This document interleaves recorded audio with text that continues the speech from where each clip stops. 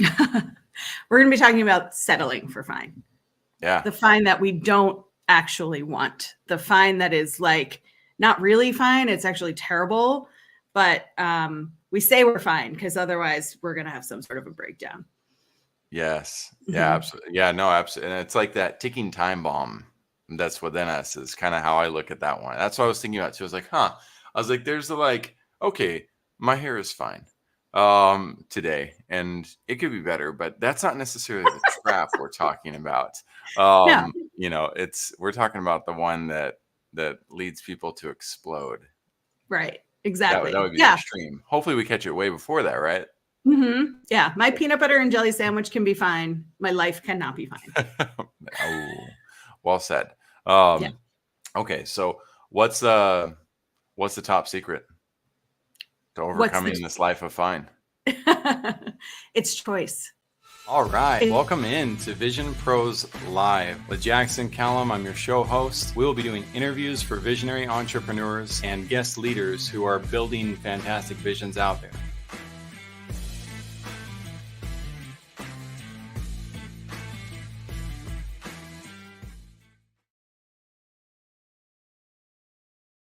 Welcome into Vision Pros Live. I'm your host, Jackson Callum, founder and CEO of First Class Business. I'm excited to have Lauren Lefkowitz on today. We're going to be talking about the word fine and how it is a trap for our life and how to escape that trap. So before we go into that, I want to give shout outs to some sponsors that may be very helpful for you. They are to us. One of them would have been had I come across it sooner. So Cold Click is what we use for LinkedIn automation. If you're in the business of building appointments for yourself and you need to grow your network, then automation is one of the best things that you can be using. It's also one of the worst things you can be using. You have to know what you're doing with it. Fine is a trap when it comes to that as well. You can't just have messaging that's okay. You can't manipulate people with messaging that makes people go like, oh, I don't know if I want to be connected to this person. That's not a good thing. You want to be warm and inviting. But you want a system like Cold Click that allows you to connect to 50 to 100 new people per week, because then you're able to attract the people who are more ready to start new relationships. Not everybody is interested in what you do. Not everybody's in a position of need or want. And this system allows us to make sure that we abide by the rules of the algorithm while also maximizing the amount of executives, coaches, business owners, in our case, that we want to connect to in order to, for our case, host them on our show. That's where we start. We start with a very simple process of getting people into seeing, do they know us? Do they like us? Do they trust us? And we allow our relationships to move forward naturally. My big tip for the day when it comes to attracting people to work with you. Number 2, we've got Simply Fast websites. Shane Michaels put this together. You'll notice there it says websites starting at $179. I spent thousands of dollars on my first few renditions of websites and spent countless hours trying to build them out, make sure they were in place. It would have been awesome to have a provider that I could have paid $179 to and gotten the basics started and had some advice. The people that I talked to help me on my website back in the day, again, I had to spend a minimum of $1,000 with those individuals. And yes, there was Wix and Squarespace and lots of free stuff too. But when you're building a business, you also need to be considering strategy. So I highlight this because I'm really proud of him, and I'm always looking for new resources to help people who are getting started out with an easier path than what I had to move forward with. Then there's the Water Project. The Water Project is my favorite charity to talk about and to help. I don't know if I should call it a charity or cause. But what they're doing is just awesome, in my opinion. If I could spend my life working full time on a project like this, and I probably can, then I need to be preparing myself for how to move to that. Well, this is one of the ways I can springboard towards that type of a life, and that's helping people gain access to clean drinking water in Africa. And if you notice, there's these communities that you can support, and you can choose which community you can support. You can see, like in the example right there, there's 250 people who will get access to clean drinking water by funding that project. You get to see what their life was like beforehand. You get to see what their life will be like afterwards. You get to see the progress and momentum once it's finished. You also get to see the update and effect that it has in that community. And this is an opportunity to change lives for decades, change their education, change their ability to be more reliable in work, and as a family to have more family time. There's so many benefits that come from giving back to this cause. And if you know of another cause that you'd like to see us support, do not hesitate to drop it in the comments. We'd love to see it. I'd be happy to take a look, maybe even include it in the show as well.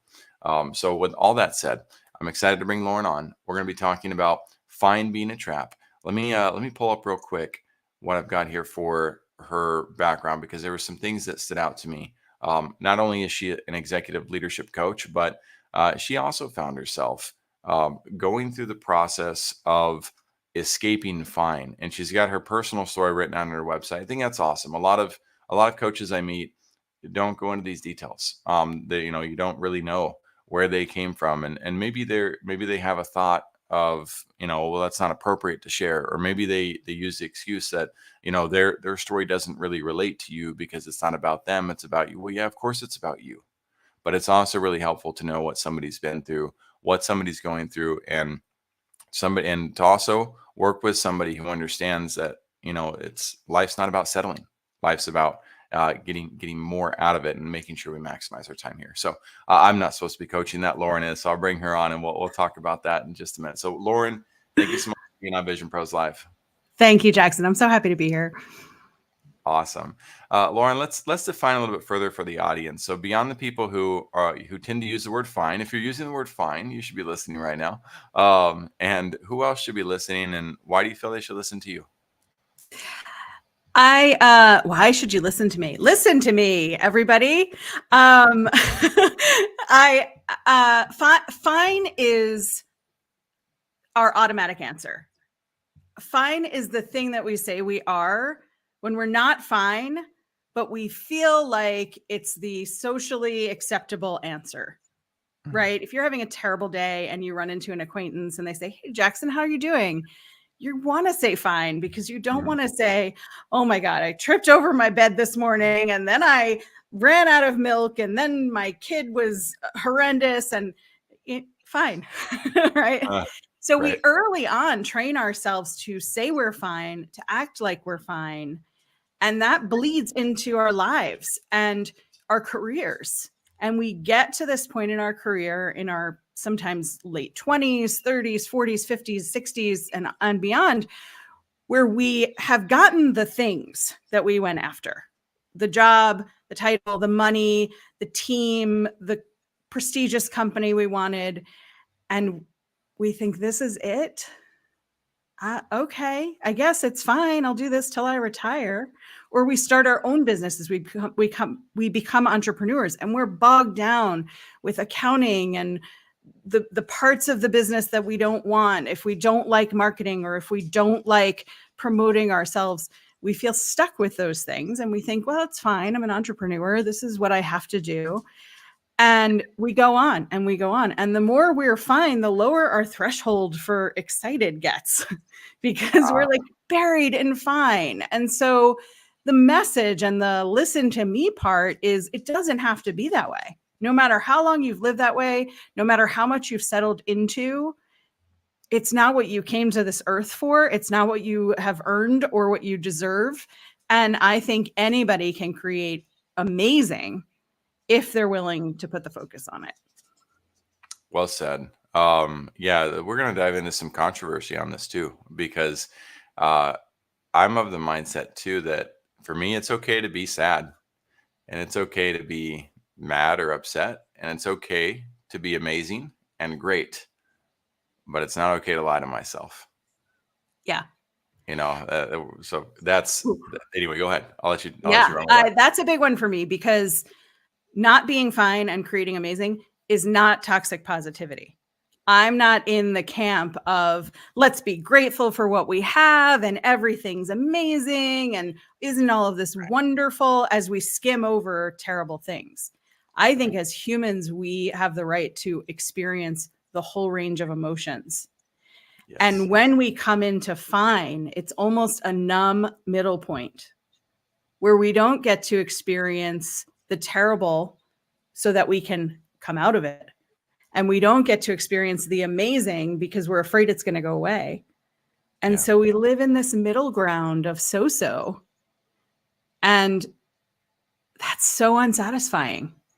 Right. So I am not of the camp of like, let's just make everything great and pretend that there's nothing terrible out there. Toxic positivity doesn't serve anybody, but neither does settling. Right. Absolutely. So for what's your vision for those who you serve? What do you want to see them accomplish? Beyond the range of emotions you just talked about, let's dive in even deeper. Yeah. I want people to come out of working with me recognizing that they have choices, that they're making those choices consciously and deliberately, including choosing to be fine. Not everything has to be one extreme or the other all the time. If you're choosing that you don't want to put energy into something and that it just needs to be fine, cool. If you're not going to care about it and it just needs to sort of live somewhere, great. I have a filing system at home that I don't care about at all. It doesn't have to be any prettier than it is. It doesn't have to be any more functional than it is. I know where to find things. It's fine. Yeah. But I care so much, and so many of us do, about my career.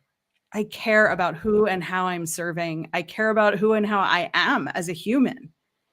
And we dull ourselves down so much that we lose that. So my vision for those I serve is that they discover who they are, which kind of sounds silly because we're grown-ups. How do we not know who we are? But we don't. We spend so much time doing that we forget to figure out who we're being and how we're being. And we can go through our whole lives just skipping through all the doing and forgetting to look at ourselves. So my clients become more self-aware. They come into first knowing what they don't want anymore, because those are the cobwebs in our head. Those are the things that distract us. And often when I talk to a client for the first time, they tell me about all the things they can't have. I want a new job, but I know I'm going to have to take a pay cut. I want to do this, but I don't have the experience, so I know I'm going to have to start over, right? They are already coming in discounting themselves and telling me what they can't have. So we have to clear that first. Tell me what you think you can't have. Tell me what you don't want. Let's clear that out so that then we have a clean slate for what you actually like, what you actually want, and where that fits into a career. Is that a corporate career? Is that an entrepreneurial career? Did you get into one and you actually wanted the other? And how do we bridge that and get you from one place to the other? How do we capture the value of what you have had if you're going to be a career changer or an industry shifter? How do we take that value and not put you back down at the bottom of the mountain you've already climbed, and show that value and demonstrate that?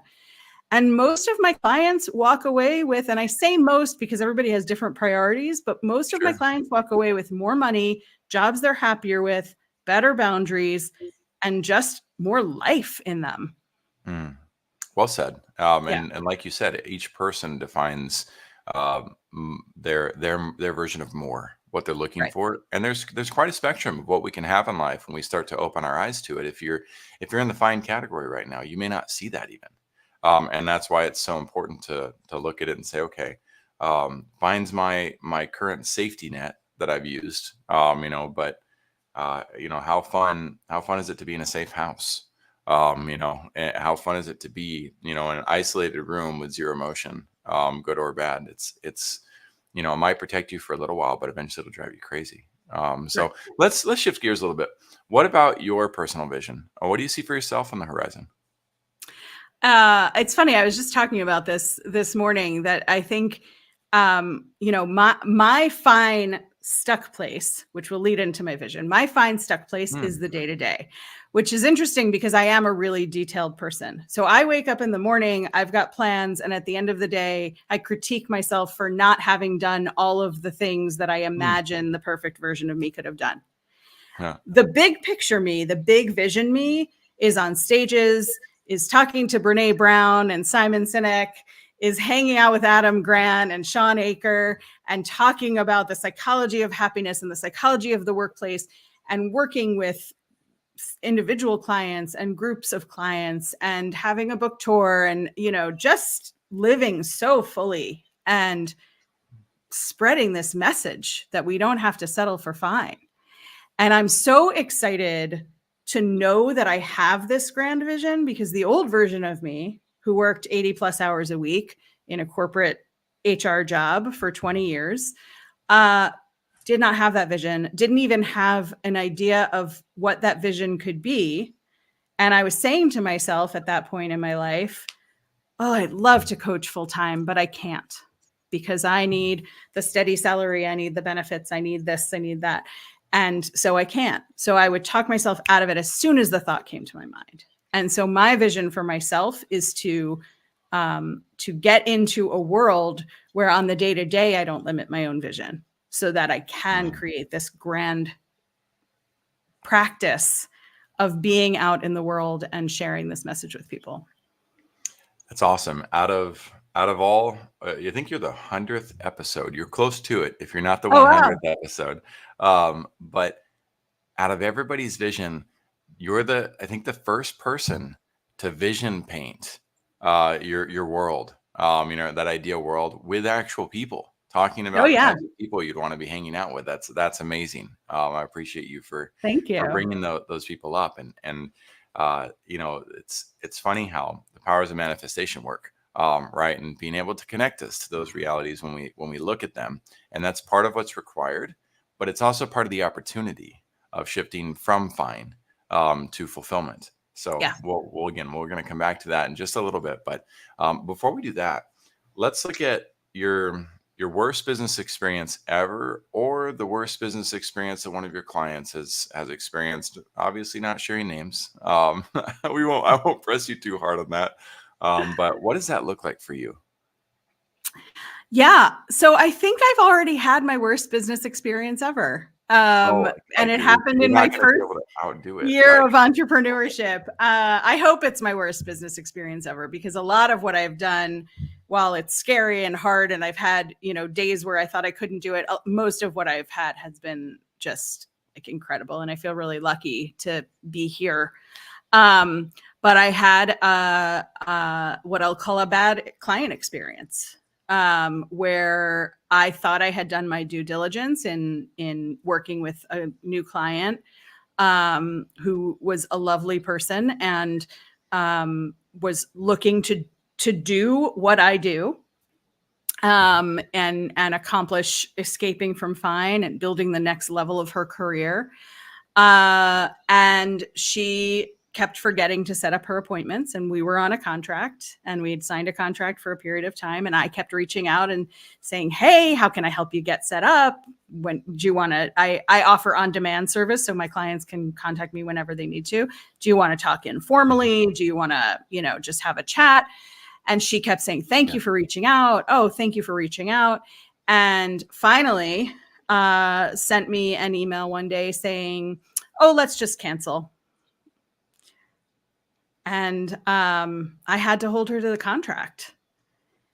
And she called me a lot of names, and refused to pay, and turned the whole thing around on me. We had a conversation where, I really tried to support her, and she wouldn't allow it. And she just no longer wanted to pay. And I had to decide, did I want to stand for my contract and my business? Or did I want to fold to this particular thing? And I've had other clients who, for one reason or another, couldn't continue, and it was illness or death in the family. And I have bent because of those kinds of things, but simply forgetting to commit to yourself in the way that the contract is set up so that you will commit to yourself. Wasn't, it didn't really meet the terms to cancel the contract. And so I stood for it. And she complained to the agency that certifies me that I was a monster. And they stood behind me. I had a hearing, and they stood behind me. And so I feel good about having held to the contract in a way that felt authentic to me, and it felt valid to me. I felt terrible as a human for having to hold these boundaries and having to hold these contract terms.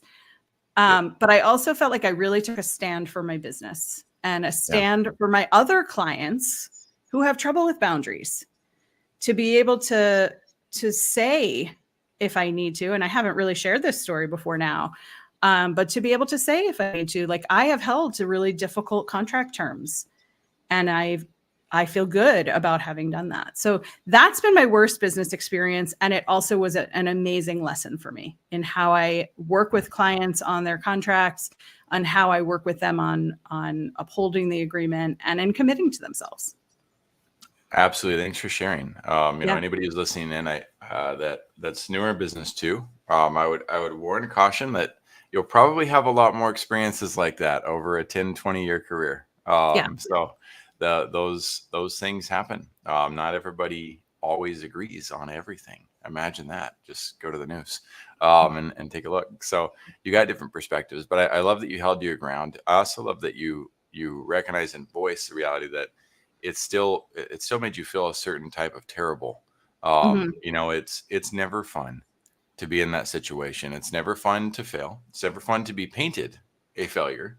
Whether you failed or not, it's never fun to, when your desire is to unlock somebody's greatest reality. Yes. And then they turn around and see you as an enemy.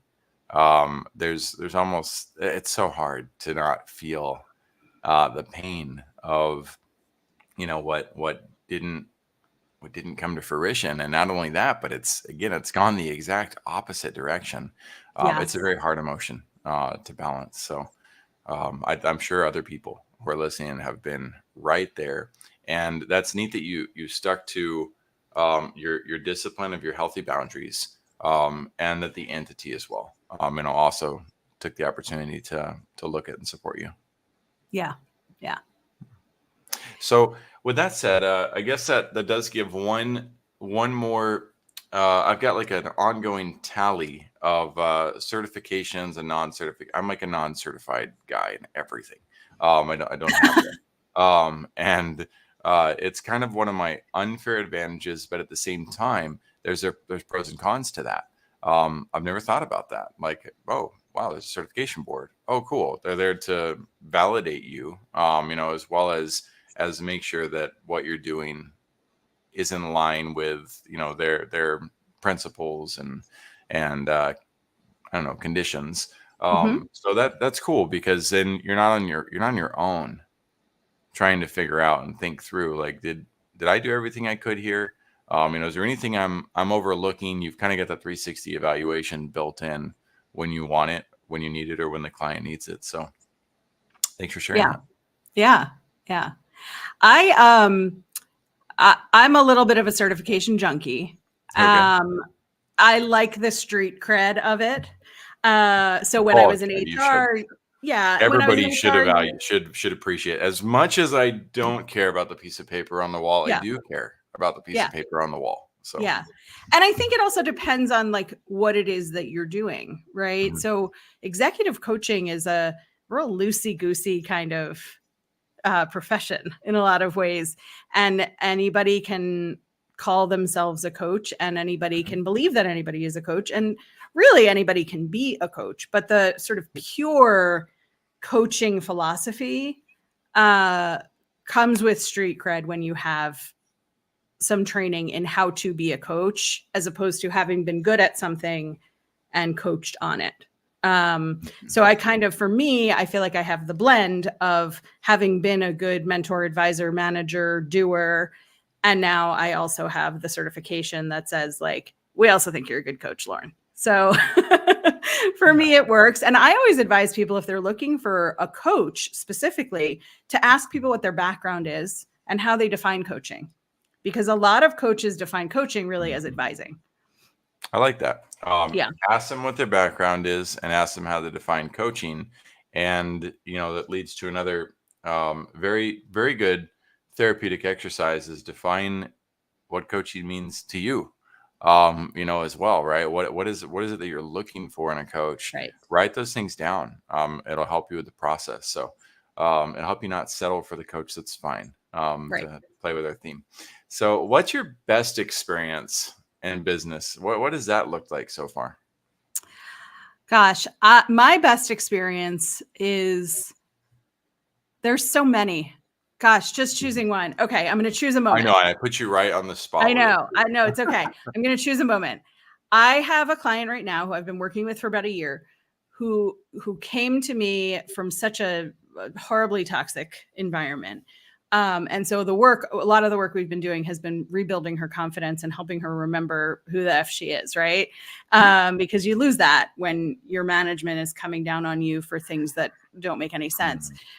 And on our discovery call, strategy call, whatever you call the consultation call to set up working together,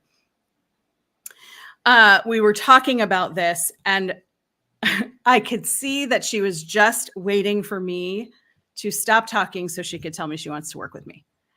And it is such a good feeling. And I've had this experience a couple of times. Hers in particular stands out more than anybody else's because I could feel her on the edge of her Zoom chair, just waiting to say, like, tell me how much it costs so I can work with you. And my preference always is to tell you what you're getting so that then when I give you the price for it, then what comes with that, right? If I tell you, come to my restaurant, it'll cost you $75, and then you come in and I just give you a side of French fries, it's a lot less satisfying than a 3-course meal, right? Yeah. So if you don't know what you're getting and you just put the money down. So I told her, how it all worked and how we would work together. And I could see her like, oh, okay. Like on the inside, she wasn't making those faces, but I could feel her energy. And those kinds of moments when somebody is so ready to do this and so ready to dive into what has felt so scary is just like, even now, it gives me chills to know that there are people out there who are just waiting to discover how they want things to be and go after it. And they just don't know how. And having somebody to be with you and help you with the how is so powerful. So it's that like eagerness and readiness that just is like, that's the high I'm going after for the rest of my business. Yes. I love that. It's extremely helpful and satisfying to bring somebody in who's done their due diligence within themselves, and then within your work as well, to know that the alignment is correct. And that I'm glad you mentioned that as the best experience. I don't think we've heard that one before either. You can tie this to Fine if you want to. You can also, we're going to take the rest of the time to be talking about Fine and how it's a trap. So you can feel free to squeeze something else in. My next question for you is, what powerful lesson can other visionaries learn from your experience? And let's do this in terms of, if this is your last opportunity to share something with us, as visionaries, right? What would the lesson be? The lesson is, you are not stuck. You have created this life for yourself, or it has been created at you, and you followed the path that was thrown at you. At any point, you get to pick something different. And that is so powerful, because we sit in our little boxes and we look at what our day or week, our month looks like, and we feel like we are just packed into it and we just have to do what comes our way. And I can tell you, as someone who has lived with chronic illness for 17 years, who worked 80 to 100 hours a week in an HR job and thought HR was the only future that I could possibly have, who slipped and fell on my floor and broke both of my shoulders chasing a Roomba vacuum, and got taken out of my regular life for several months. It's funny. It's like funny in the most disastrous way. I have had the challenges, right? Like we all have challenges, whether it's health or poverty or family issues or whatever it is that comes at us that takes away from us or feels like it's going to take away from us and makes us say out loud all the time, I'm fine. It's going to be fine. I can do this. I'll get through this. It'll be fine. You can step out of fine at any time and choose something different. You have to find support for it. You have to find somebody outside of you who's constructive, and that's important, who can help you move forward towards those things. And the reason I say constructive is because we have a lot of commiserators around us. We have a lot of people, when you say poor me, they say, yeah, poor you. We have a lot of people around us. When you say, I think I might do something that's a little bit risky, they say, no, be safe. And Right. those people are great for comfort. They are not great for growth. So you Wow. have to find someone growth oriented to help you with that. Well said. And I think I love that you point that out too, because there's obviously the people who are not constructive. And I think most people listening into this are already avoiding those individuals. Hopefully, you don't want somebody who's negative and who makes you feel bad and says, man, you really sucked at that. But on the flip side, you're right. If we just get people around us who are going to shield us and protect us and keep us safe, they don't want to see us strain. They don't want to see us work hard.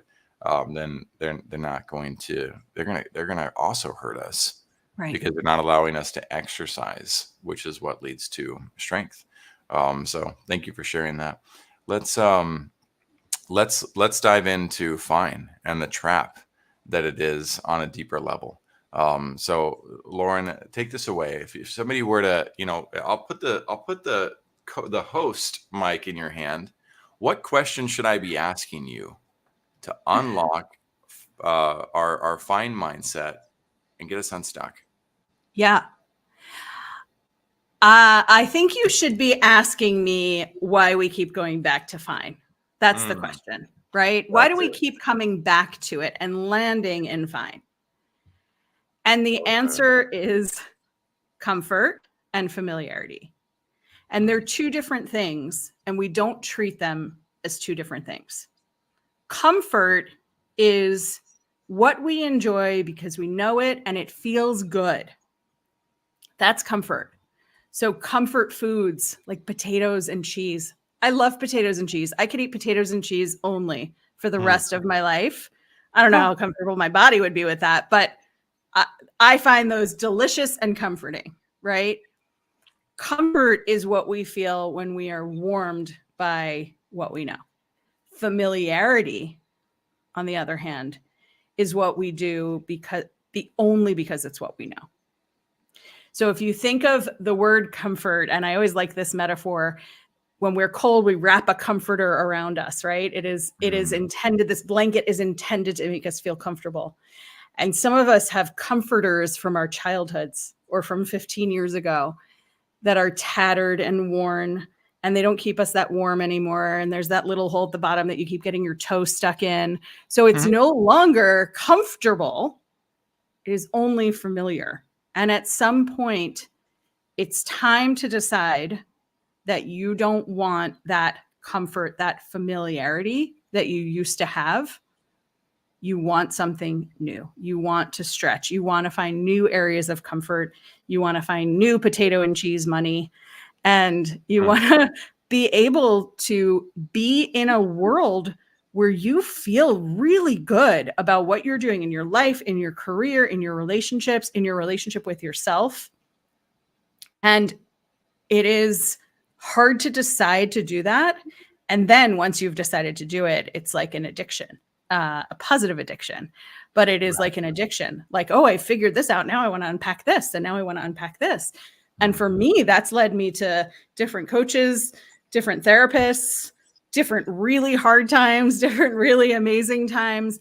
And I just want to keep at it because I will no longer settle for fine. And once you get a taste of what not fine is and choosing not fine anymore and choosing something better for yourself, you just want more of it.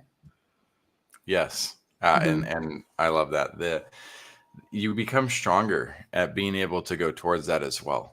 It's just like anything else in life, any other choices you have to work out or to not, once you build the atomic habit, you're good to go. Once you've transitioned and you just can't see life the same anymore once you've made those hard steps. But for me, I was overweight, and I'm overweight again a little bit.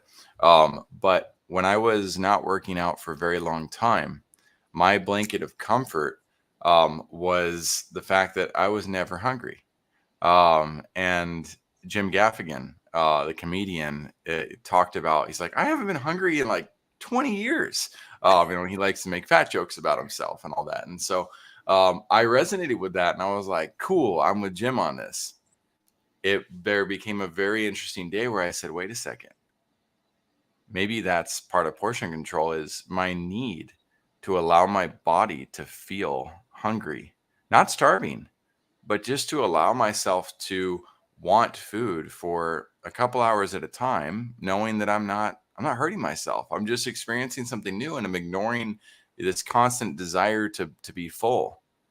And by paying attention to that for several months, I ended up getting down to my best health since I was 18 years old. And it was really it was so subtle, that change, that I was very lucky to catch that by myself. Yeah. Most of the time I need a coach, somebody in my life to help me realize those realities, whether it's business, career, etc. Why leave that up to chance, So with fine being a trap. Again, let's dive in a little bit deeper. You talked about the comfort and the familiarity. So we have to be willing to let go of comfort. And throw that blanket away. We have to be willing to get out of what's familiar as well. What are some of the things that we tell ourselves, Lauren, or your clients tell you as their, I don't want to call them excuses, they are, but the reasons that they stay in the fine zone? What are some of the most common ways we manifest that? It's funny that you said excuses and then reasons. I always talk about, when I'm asking people why they don't think that they can have things, it's always like, because reasons, it's reasons. And we all have them. We all think our own reasons are special, and we are all unique in how we come to our reasons. Whether it's childhood influences or a bad boss or a damaging partner, or like one bad day at work that just has stuck with us for all of these years. We have those, and they shape us. And also say those reasons out loud, say those excuses out loud, whatever you want to call them, because those are what limit us. Right. So I talked earlier about, if we want to go into another job or another career, we always think we have to take a step down. This is especially true with women. And it's not all men or all women or all anything, but it in a general sense, women experience this more frequently, that men are willing to apply for a job they have no business applying to because they have confidence. Women think they have to have 100% of the qualifications to go in and apply for that job, and they're willing to take a pay cut if they can get the opportunity. So we always start talking about what we can't have. And I think we all do it when we're going into entrepreneurship. Everybody who becomes an entrepreneur, I've never met an entrepreneur who said, this first year I'm going to match my corporate salary. Never met one. Did you? I did not. But I did not, but I said I was going to. Good for you. Bravo. Yeah. That's impressive. I was overconfident. I was arrogant. That's amazing. Yeah. And we set limits for ourselves about what we're allowed to have, how much money, how much joy, how much love, how much fun, how much balance. We set all of these limits, and we almost like bargain with our inner self. If I'm allowed to get a job at this good company, then I'll be willing to give up these other things, right? It's almost like we dive right into that stage of grief where we're doing like the anticipatory grieving of what we're going to lose by going after what we actually want, because we cannot believe that we can have everything we want. So part of having a coach, part of having people surrounding you who believe in you, is being able to have people tell you, again, not in like a toxically positive way, but be able to tell you, hey, I hear you discounting yourself again. Hey, you just said something really cool and then you talked yourself out of it. You just said, I'd love to be on 27 podcasts this year. And then you said, but. So stop every time you say, but. Stop every time you say, I can't because. And then ask yourself how you can, right? And part of the settling for fine and limiting ourselves is because our brains and our hearts like can't comprehend that things can be this good. And I don't want to paint you a picture of my life as perfect. This year's therapy work went into like deep trauma work, and it has been incredibly hard. And it's going to be incredibly rewarding, which I know. Yeah. But I'm in the icky part of trauma therapy right now. I'm also celebrating loving my business, loving my life, having the opportunity last week to decide I need a couple of days away. I can move this and have Wednesday, Thursday, and Friday off. I'm going to do it. Right. So I could never have imagined that stuff on my own. I could never have built that stuff on my own. And we tend to not only tell ourselves what we can't have, but also not share the things we want with other people because we're afraid they'll seem dumb or outrageous or too big.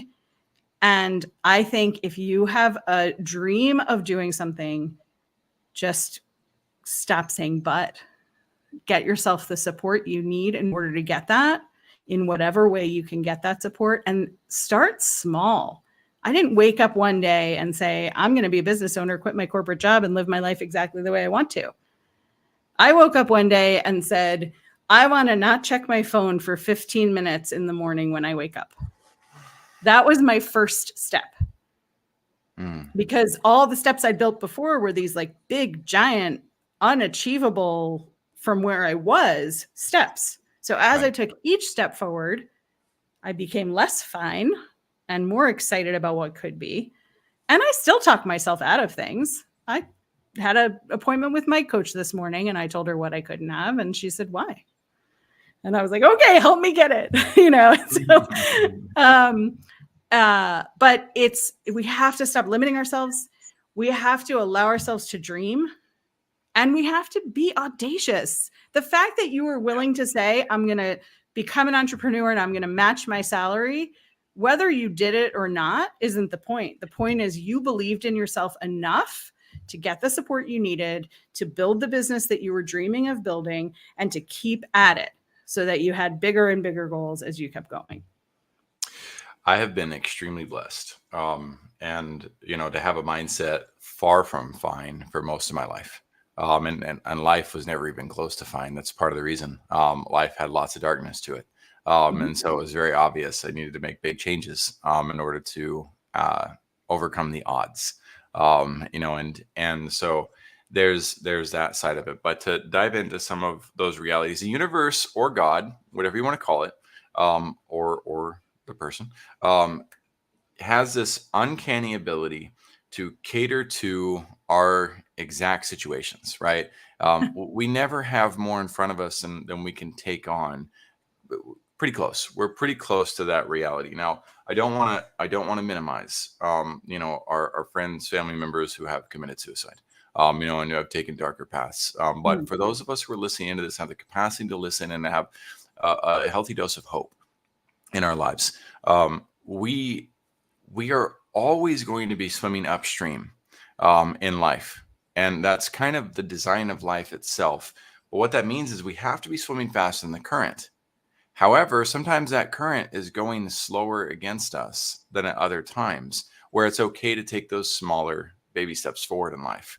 And so it's not me saying like, hey, look at my current, it's bigger than yours. This isn't a comparison. You just have to know where you're at and be willing to look at it. But if you don't realize that the current is going against you and you're swimming slower than that current, that's where good becomes the enemy of great. That's where fine becomes, again, what pushes you off that waterfall where you're thinking like, oh my gosh, I was rowing my boat. How did this happen to me?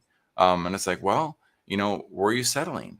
Were you not working hard enough to move beyond that? We're all at different limitations. We're all at different realities with that. But I think that's one of the key important things to hit on. You have a cup on your website, and I don't recommend doing the opposite cup, by the way, but it says choose happiness or choose happy. And I love that. And I would add, and choose sadness. Again, we're not going to put a cup on a website for that. Nobody's going to buy my cup that says choose sadness. But when it comes to grief, when it comes to having lost a relative or you went through a divorce, or you got fired from a job, whether it was earned, or not, whether it was something that you caused or not, learning to accept those emotions, and dive into them in healthy fashion, again, with the help from somebody who's going to be constructive with you. That is the essence of life, whether it's good or bad. Yeah. We're not made to just float. If we're going to take, I love a metaphor, and I could take a metaphor. I could build a screenplay off of a metaphor.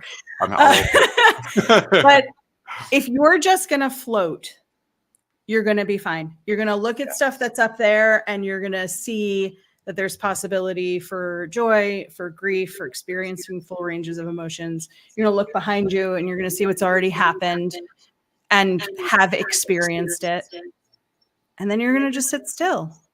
And that's boring. It's a trap. And unsatisfying. It is a trap. Right in with your trap. The longer if you're rowing and you're in the boat for the first time, I told you I'm going to take this far. If you're in the boat for the first time and they've given you the biggest, heaviest oars there are, you will not be able to row forward. You will row forward, your arms will get tired, and you're going to come back. And I had a call with a client yesterday. I love that. Who needs to have a conversation with her boss. It feels like a big conversation and a big change.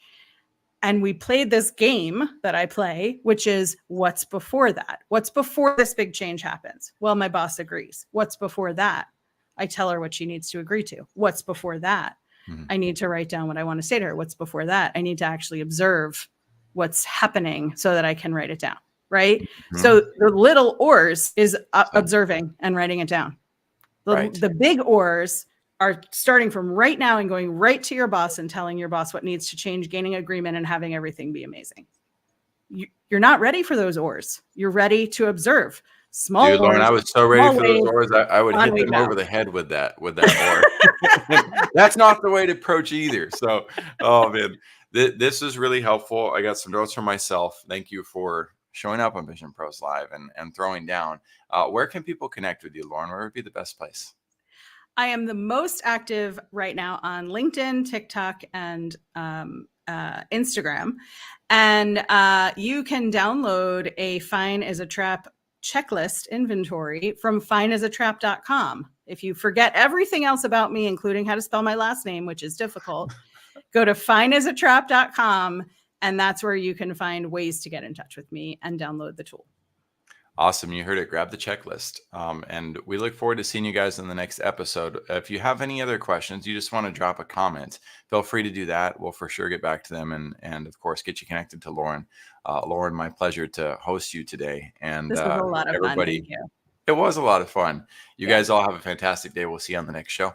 Thank you for being here today. I'm really happy that you tuned in to Vision Pros Live. I'm looking forward to seeing your reactions as these episodes continue to move forward. This is going to get more and more fun. We'll have more and more engagement as well. We'll invite people to participate